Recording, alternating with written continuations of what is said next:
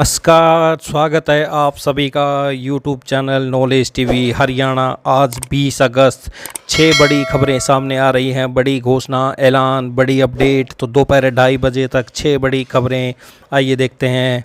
हरियाणा की सभी घोषणा, योजना, आदेश, ऐलान के लिए यूट्यूब चैनल नॉलेज टीवी को सब्सक्राइब ज़रूर कर लें। तो आइए देखते हैं दोपहर 2:30 बजे तक की 6 बड़ी खबरें, घोषणा, ऐलान, आदेश, निर्देश। पहली बड़ी घोषणा, सौर ऊर्जा अब घर घर और खेत खेत पहुंचने लगी है।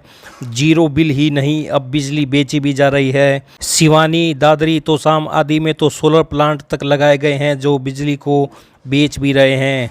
घरों, दुकानों में जो कनेक्शन दिए गए हैं उनमें बिजली बिल शून्य तो हो ही रहा है। इसके अलावा जो अतिरिक्त बिजली बनती है उसकी यूनिट अगले बिल में कम हो जाती है।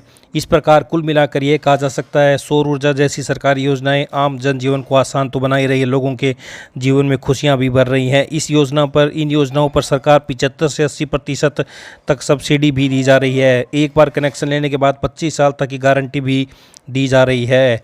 तो 20 अगस्त को अक्षय ऊर्जा दिवस है। ऐसे में सौर ऊर्जा के महत्व को समझना जरूरी होगा।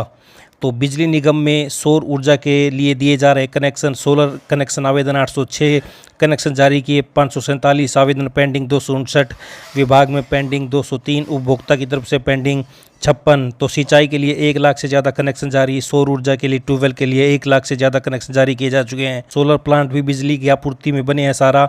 अब तो सोलर प्लांट भी लगने लगे हैं। अकेले भिवानी जिले में 9 सोलर प्लांट लगे हैं जो 132 केवी हरियाणा विद्युत प्रसारण निगम को बिजली सप्लाई देते हैं। इनमें मुख्य रूप से सिवानी, तोसाम, लोहारू, तोसाम, दादरी में जेवीएम सोलर प्लांट लगे हैं। ये प्लांट पावर हाउसों को बिजली बेच रहे हैं, आम लोगों की बिजली की ज़रूरतों को पूरा कर रहे हैं। तो इस तरह होती है बचत। घर हो, चाहे दुकान हो या कोई दूसरा संस्थान जिनमें सौर ऊर्जा का कनेक्शन दिया गया है, उसके साथ सोलर नेट मीटर लगाया जाता है जिससे बिजली आती भी है और पावर हाउस को सप्लाई भी होती है। वह मीटर रीडिंग बता देता है कि कितनी बिजली प्रयोग हुई और कितनी यूनिट अतिरिक्त रही। ज़रूरत से ज़्यादा बिजली बनी तो वे अगले बिल में कम हो जाती हैं। तो ये आप देख सकते हैं, घर घर पहुंच रही अक्षय ऊर्जा, आ रहा जीरो बिल, बिजली बेचकर कमाई भी कर रहे हैं। तो आइए अगली बड़ी अपडेट देखते हैं। हरियाणा कर्मचारी चयन आयोग ने कई ग्रुपों का सितंबर-अक्टूबर के लिए लिखित परीक्षा शेड्यूल जारी किया है। चुनाव आचार संहिता जारी, 4 अक्टूबर को आएंगे परिणाम, सरकार का होगा गठन। उम्मीदवार HSSC, HPSC, UP police, UGC net परीक्षाओं में फंसे।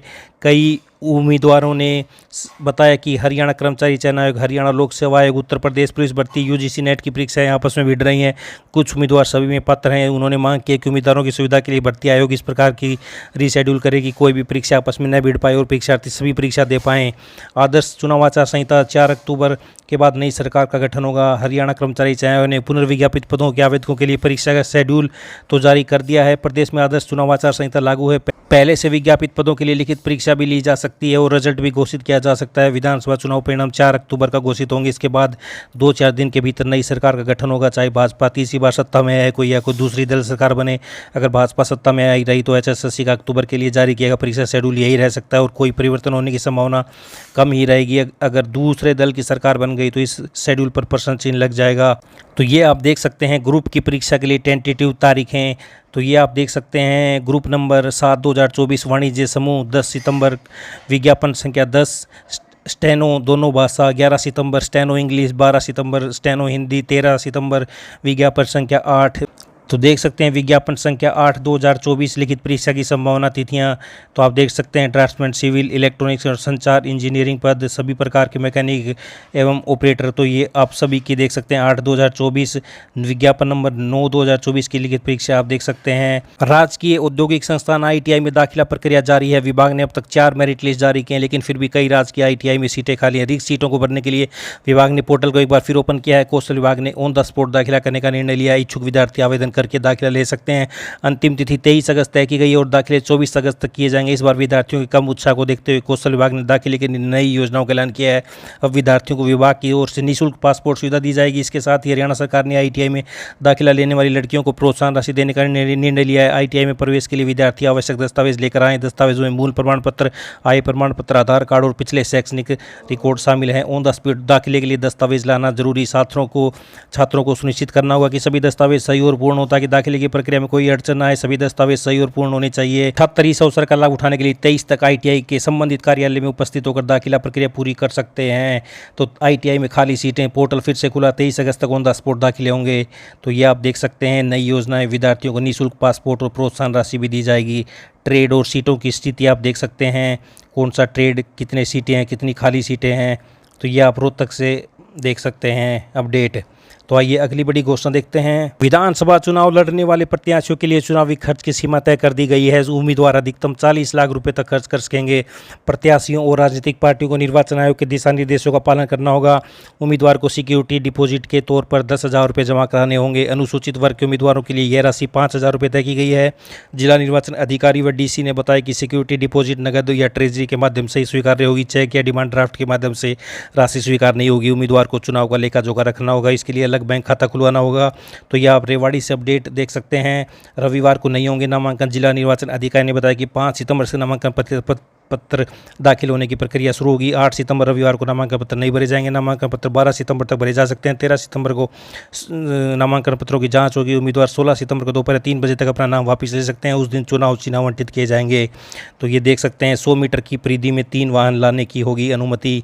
तो ये आप देख सकते हैं पूरी अपडेट।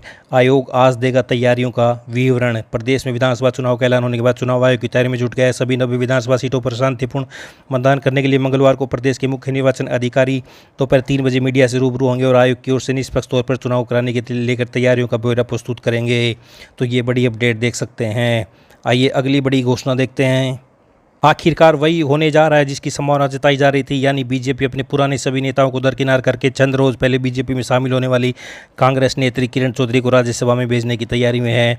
हरियाणा में 3 सितंबर को होने वाले राज्यसभा चुनाव के लिए 21 अगस्त को भाजपा की तरफ से किरण चौधरी नामांकन दाखिल कर सकती हैं। भाजपा ने अभी उन्हें उम्मीदवार घोषित नहीं किया, लेकिन चर्चा है कि उनका नाम फाइनल हो गया है, जल्द घोषणा हो जाएगी। गौरतलब है कि किरण चौधरी अपनी बेटी श्रुति चौधरी का कांग्रेस से टिकट कटने पर लोकसभा चुनाव के बाद 19 जून को भाजपा में शामिल हो गई थी। तो तभी चर्चा शुरू हो गई थी कि किरण चौधरी राज्यसभा जा सकती हैं। प्रदेश में राज्यसभा की 5 सीटें हैं।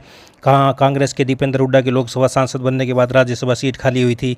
दीपेंद्र हुड्डा का राज्यसभा का कार्यकाल अप्रैल 2026 तक था। तो चूंकि उनका कार्यकाल 1 वर्ष से अधिक है, इसलिए भारतीय चुनाव आयोग इस सीट पर उपचुनाव करा रहा है। राज्यसभा चुनाव के लिए नामांकन की प्रक्रिया 14 अगस्त से शुरू हो चुकी है। उम्मीदवार 21 अगस्त तक नामांकन दाखिल कर सकेंगे। 27 अगस्त को प्रत्याशी नाम वापस ले सकेंगे। 3 सितंबर को वोटिंग के बाद ही रिजल्ट जारी होगा। पूर्व मुख्यमंत्री भूपेंद्र हुड्डा पहले ही कह चुके हैं कि कांग्रेस के पास विधानसभा में पूरे नंबर नहीं है। विधानसभा में कांग्रेस के केवल 28 विधायक हैं। तो ये आप देख सकते हैं, पूर्व पर्याप्त संख्या बल नहीं होने के कारण कांग्रेस चुनाव से दूर रहेगी। तो ये बड़ी खबर आई है। अगली बड़ी खबर देखते हैं। हरियाणा में 1967 से 2019 तक 14 विधानसभा चुनाव में 11 चेहरों को CM बनने का मौका मिला है। तो पंजाब से अलग होने के बाद हरियाणा के सबसे पहले CM पंडित भगवत दयाल शर्मा बने। वे सबसे कम 142 दिन CM रहे। चौधरी भजन लाल के नाम सबसे ज़्यादा समय CM रहने का रिकॉर्ड है। वे 3 बार में 11 साल 298 दिन CM रहे। ओम प्रकाश चौटाला सबसे ज़्यादा 5 बार में 6 साल 49 दिन CM रहे। उनका कार्यकाल 1 बार सिर्फ 5 दिन और 1 बार 14 दिन का रहा। ये प्रदेश में अब तक किसी CM के सबसे छोटे कार्यकाल। चौधरी बंसीलाल 4 बार में 11 साल 283 दिन CM रहे। तो ये आप देख सकते हैं कब कौन कौन CM रहे। तो ये आप देख सकते हैं बड़ी अपडेट। OP चौटाला 3 पार्टियों से बने CM। चौधरी देवीलाल 2 बार CM बने, 1 बार जनता पार्टी तो दूसरी बार जनता दल से।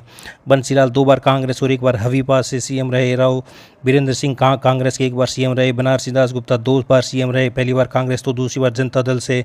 ओम प्रकाश चौटाला 3 पार्टियों से CM रहे, जनता दल, समाजवादी जनता पार्टी, इनेलो से।